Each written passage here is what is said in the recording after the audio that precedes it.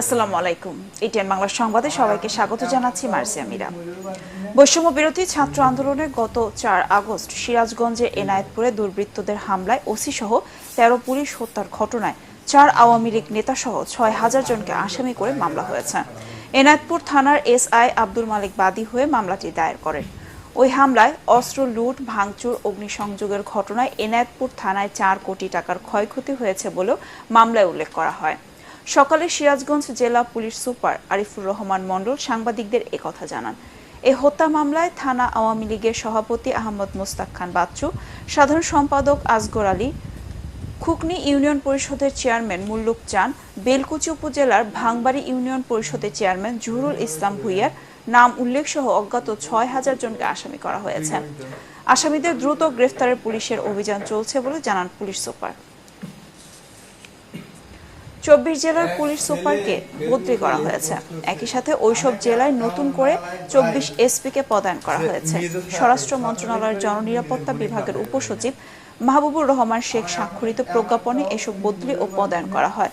এদিকে পৃথক প্রজ্ঞাপনে 2 অতিরিক্ত আইজিপি সহ ডিএমপির 8 কর্মকর্তাকে বদলি করা হয়েছে।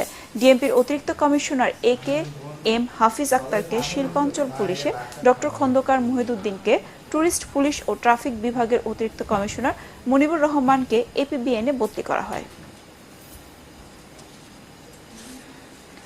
তুমুল বৃষ্টির ফলে বিহারের গঙ্গা নদীতে পানি প্রবাহ বেড়ে যাওয়ায় ফারাক্কা বাঁধের 109টি গেটই খুলে দিয়েছে ভারত।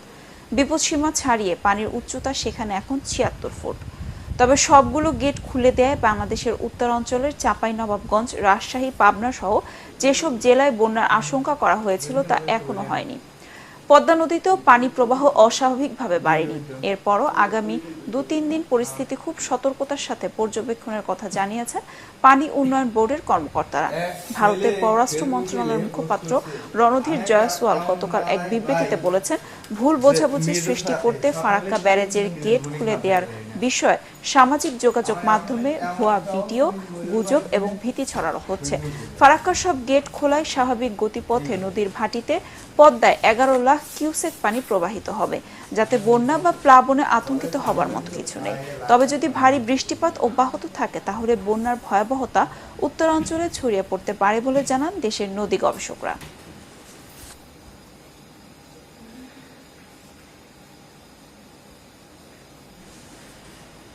নোয়াখালীর আশ্রয় কেন্দ্রগুলোতে চরম স্বাস্থ্য ঝুঁকিতে গর্ভবতী নারী ও শিশুরা।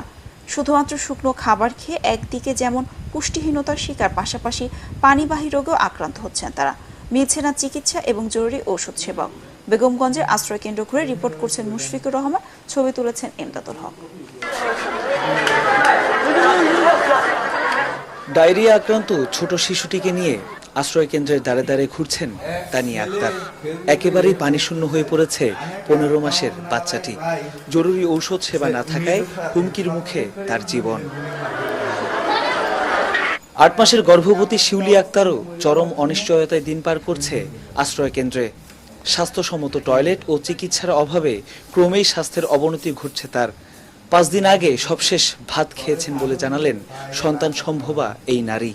আমার এখন 8 মাস চলতেছে। 8 মাসের 5 তারিখে আমার ডাক্তার দেখানোর কথা ছিল, যাইতে পারি নাই। বাড়িঘর ডুবে গেছে, কিছু নিয়ে আসতে পারি নাই। এক মেয়ে আছে, মেয়েকে নিয়ে আসি, এখন স্কুল ভবনে উঠছি। নিজের খাওয়াটাই তো এমনি ভাত পাইতেছি না, ওগুলা কিভাবে খাবো।